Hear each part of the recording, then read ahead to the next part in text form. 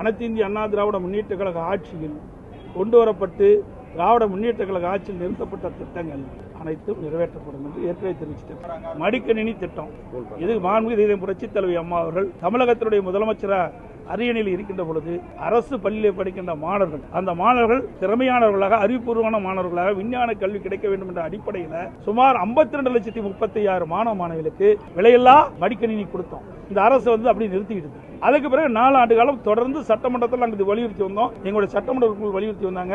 நாங்கள் தொலைக்காட்சி மூலமாக எங்களுடைய கருத்தை தெரிவித்தோம், அறிக்கையின் மூலமாக தெரிவித்தோம். ஆனால் 4 ஆண்டு காலமாக மடிக்கணினி வழங்குகின்ற திட்டத்தை இந்த அரசு நிறுத்தி இருந்தது.